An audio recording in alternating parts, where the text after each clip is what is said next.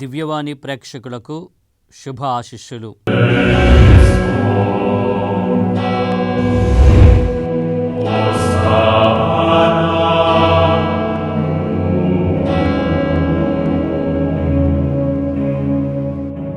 ప్రత్యేక విధముగా ఈ తపస్సు కాలములో క్రీస్తు శిలువ శ్రమధ్యాన కాలములో ఆధ్యాత్మిక పరిశోధన చేసుకునేటువంటి ప్రత్యేక కాలంగా, సముచిత కాలంగా, అనుగ్రహ కాలంగా పరిగణిస్తూ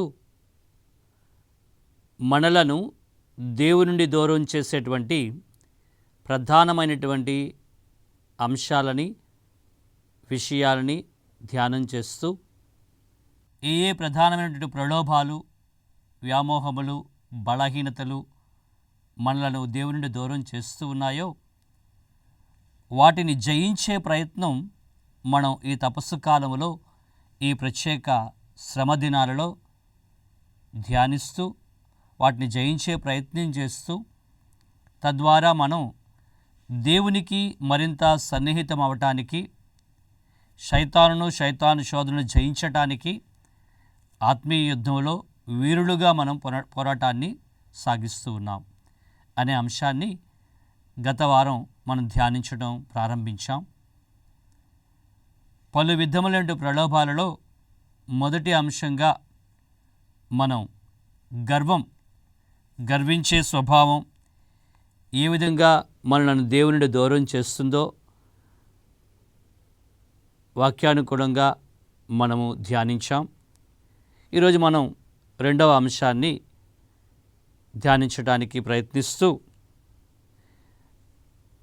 ఇవ్వబడినటువంటి 7 అంశాలలో రెండవ అంశం కోపము, యాంగర్.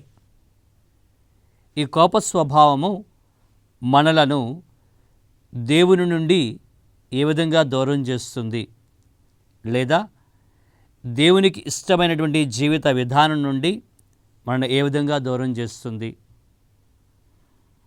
తోటి వ్యక్తి మీద కోపపడటం ద్వారా, కోపంతో అనేక నష్టమైనటువంటి వినాశనకరమైన పనులు చేయడం ద్వారా మనం దేవుని యొక్క ప్రేమకు, దైవ సహవాసానికి ఎలా దూరం అవుతున్నాం అనే విషయాన్ని ఆత్మపరిశీలనగా ధ్యానించడానికి ప్రయత్నం చేద్దాం.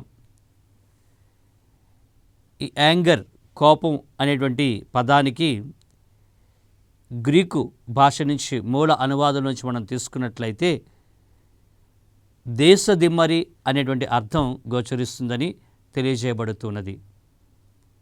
అయితే ఎందుకు ఈ పదాన్ని, ఈ యాంగర్ అనేటువంటి పదానికి ఈ మూల పదంగా తీసుకున్నారు? దేశదిమ్మరి. ఆదికాండములో 4వ అధ్యాయంలో 12వ వచనంలో మనం చూసినట్లయితే అక్కడ వాక్యంలో తెలియజేయబడుతున్నది, నీవు పొగరుబోతువై దేశదిమ్మరివై బ్రతుకుము అని యావే దేవుడు ఈ కోపమునకు గురి అయినటువంటి పరిశుద్ధ వాక్యంలో, దైవ గ్రంథంలో, ఆదికాండములో మరి కోపము చేత ఒక వినాశనకరమైన పనిని చేస్తూ, దేవునికి అయిష్టమైన పనిని చేస్తూ, చివరకు దేవుని యొక్క శాపమునకు గురి అయినటువంటి కయీనుని పరిశుద్ధ వాక్యం సంబోధిస్తూ ఉంది. యావే దేవుని యొక్క కోపముతో కూడినటువంటి శాపవచనం మనకు తెలియజేస్తుంది, నీవు ఇకపై దేశదిమ్మరివై పొగరవతివై నువ్వు తిరుగుతూ ఉంటావని. ఆ పరిస్థితి తెచ్చుకోవడానికి కారణాన్ని మనం చూసినట్లయితే మరి 4వ అధ్యాయంలో ఆ చిన్న కథనంలో, ఆ వృత్తాంతంలో మనం చూస్తూ ఉన్నాము. మరి కయీను, హేబెలు వీరిరువురును కూడా అన్నదమ్ముళ్ళు. ఆదిమ దంపతులకు దేవుడు అనుగ్రహించండి ఈ యొక్క బిడ్డలు ఇరువురును కూడా వారి వారి ఫలసాయాన్ని, పనిలో ఉన్నటువంటి పని ఫలితాన్ని భగవంతునికి అర్పించేటప్పుడు 4వ అధ్యాయము 3-4 వచనాల్లోంచి చూస్తున్నాం మనం.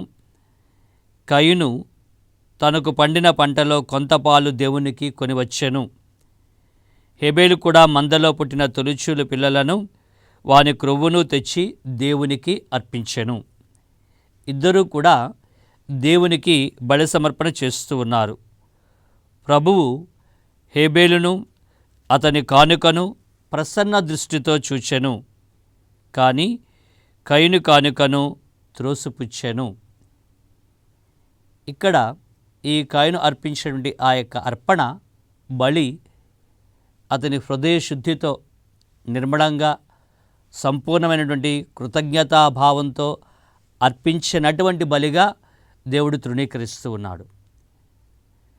మరి ఈ పరిస్థితిలో తన్ను తాను సరిదిద్దుకోవలసినది బదులు ఈ కయీను 5వ వచనంలో చూసినట్లయితే కయీను కోపపడి మొగము చిన్నబుచ్చుకొనెను అని వాక్యం చెప్తూ ఉంది. అతనిలో కోపముతో కూడినటువంటి ఆవేశము, కోపోద్రేకంతో కూడినటువంటి ఆలోచన అక్కడ ప్రారంభమవుతుంది. మరి ఈ కోప ఉద్రేకాన్ని మరి భగవంతుని మీద చూపించలేడు కాబట్టి తన తోటి సోదరుని మీద ఏ విధంగా చూపించాడో మనం అక్కడ సన్నివేశంలో చూస్తూ ఉన్నాము. వెనువెంటనే ప్రభు కయీనుతో అంటున్నారు, నీవు కోపమెత్తి చిన్నబోయితివేళ అని హెచ్చరిస్తూ ఉన్నారు. ఈ కోపము తగదు, ఈ కోపము నీ యొక్క ఆలోచనగా ప్రారంభమైంది, నీ మదిలో ప్రారంభమైంది, దీన్ని ఇక్కడితో విడిచిపెట్టేయి అని సూచిస్తూ ఉన్నారు. మంచి పనులు చేసుకుని ఎలా నువ్వు తల ఎత్తి తిరుగుదవు, చెడు పని చేసిన పాపం వచ్చి వాకిట పొంచి ఉండును, నీవు దానిని అనగద్రొక్కవలెను అని వాక్యం అతడిని హెచ్చరిస్తూ ఉన్నది. మరి ఈ విధంగా తన యొక్క ఉద్రేకములో, కోపములో, ఆవేశములో ఏదో చెయ్యాలి, చెడు చెయ్యాలి, తోటి సోదరునికి ఏదో నష్టం చెయ్యాలి అనేటువంటి ఆలోచన అతనిలో ప్రారంభమైనప్పుడు ఇది కాదు నువ్వు చేయవలసినటువంటిది. ఆ కోపాన్ని నువ్వు దిగంబరింగుకోవాలి, అనగదొక్కుకోవాలి. నీలో మంచి చేయాలనే ఆలోచన కలగాలే కానీ చెడు చేయాలనే ఆలోచన నీలో రాకూడదు అని యావే దేవుడు హెచ్చరిస్తూనే ఉన్నాడు. అనేక పర్యాయములు ఈ కోపము, ఈ ఉద్రేకము మనలో ప్రారంభమైనప్పుడు మన మనస్సాక్షి, మన అంతరంగము, ఈ దైవ వాక్యము మనల్ని హెచ్చరిస్తూ ఉంటుంది. ఇది తగదు, ఇక్కడితో దీన్ని ఆపే. మనం ఎవరితోనో మాట్లాడినప్పుడు కూడా మిత్రభావంతో ఉన్నటువంటి వాళ్ళు ఆ సముదాయాన్ని చెప్తారు, ఎక్కడితో దీన్ని ఆపే, ఇంక ముందుకెళ్ళొద్దు అని అంటూ ఉంటారు. ఆ విధంగానే యావే దేవుడు కూడా ఈయనకి చెప్తూ ఉన్నాడు, ఇక్కడితో దీన్ని ఆపే, నీవు మంచిని చేయ తలపెట్టు, చెడు చేయడానికి తలపెట్టవద్దు, అది నీకు నష్టాన్ని కొని తెస్తుంది కాబట్టి నీవు దాన్ని అనగదొక్కే ప్రయత్నాన్ని చెయ్యాలి అని. కానీ కయీను ఏం చేస్తున్నాడు? తమ్ముడితో అంటూ ఉన్నాడు. 8-9 వచనాల్లో మనం చూసినట్లయితే కయీను, మనమిద్దరము పొలమునకు వెళ్ళుదము రమ్ము అని సోదరుని అడిగాను. అక్కడికి వెళ్ళిన తర్వాత కయీను హేబేలు మీదకు దూకి అతనిని చంపెను. ఇంత ఘోర సన్నివేశానికి అతనిలో ఉన్నటువంటి కోపోద్రేకము, ఒక ఆలోచనగా ప్రారంభమైనటువంటి ఈ ఉద్రేకము, ఈ కోపము మరి చివరికి ఒక ఘోరమైనటువంటి తప్పిదం చేయటానికి తన తోటి సోదరుణ్ణే తన చేతులారా చంపేటువంటి స్థితికి తీసుకుని వెళ్తుంది. ఆ తర్వాత అతడు ఈ కారణాన్ని బట్టి, ఈ పనిని బట్టి భగవంతుని యొక్క సహవాసాన్ని, సాన్నిధ్యాన్ని కోల్పోతూ ఉన్నాడు. దేశదిమ్మరి అయి ఆయన తిరిగేటువంటి పరిస్థితికి వచ్చాడు. కోపము, ఉద్రేకము మనిషి ఇతర వ్యక్తుల నుంచి, సమాజం నుంచి, దేవుని యొక్క సన్నిహిత బాంధవ్యం నుంచి మనలను దూరం చేస్తుంది అని ఈ సృష్టి కథనంలో, ఆది కాండంలో ప్రారంభ అధ్యాయంలో ఉండే ఒక చిన్న సన్నివేశం ద్వారా, ఈ కథనం ద్వారా మనం తెలుసుకుంటూ ఉన్నాము. కావున ప్రధానమైనటువంటి అంశాలలో ఈ కోపం అనేటువంటి ఒక అంశం కూడా దేవుని నుండి మనం దూరం చేసేటువంటి, మనల్ని దేవునికి అయిష్టంగా చేసేటువంటి, పాపహేతువైనటువంటి, పాప కారణమైనటువంటి ఒక కారణంగా ఈ కోపం అనే విషయాన్ని కూడా మనం గ్రహించాలి. దీనిని మనం అణగద్రొక్కే ప్రయత్నం చేయాలి. ఈ కోపోద్రేకం చేత మనం మంచిని చేయక చెడుని చేసే పరిస్థితిలోనికి మనం తీసుకుని వెళ్ళేటప్పుడే దాన్ని అణగద్రొక్కే ప్రయత్నం చేయాలి అని ఇక్కడ వాక్యం మనకు తెలియజేస్తున్నది. కావున ప్రియ సహోదరి సహోదరులారా, ఈ కోపోద్రేకంతో మనం చేసే ఒక పని, దానికి ముందుగా ఒక 2-3 స్థాయిలు మనకు కనబడతాయి, 2-3 పరిస్థితులు కనబడతాయి.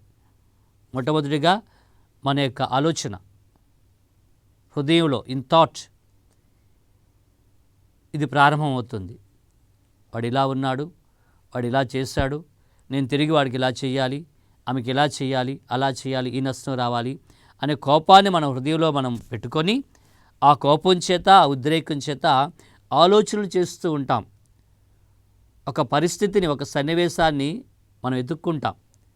ఆ వ్యక్తి ఎదురుపడేటప్పుడు ఆ కోపంతో ఏవో మాటలు అంటూ ఉంటాం. ఇది రెండవది. ఆలోచనతో ప్రారంభమైనటువంటిది మరి మనల్ని మన మాటలతో కూడా కోపంతో అనేటువంటి మాటల్లోని కూడా తీసుకుని వెళ్తూ ఉంటుంది.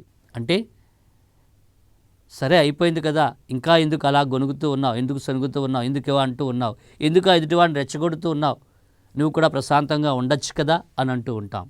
అంటే తలంపుల నుంచి మాటల వరకు వెళ్ళేటువంటి పరిస్థితిని మనం చూస్తూ ఉన్నాం.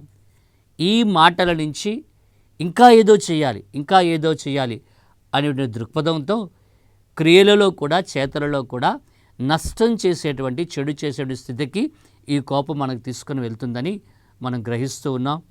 మిగిలినటువంటి విషయాన్ని ఓ కొద్ది విరామం తర్వాత మనం ధ్యానించుకుందాం.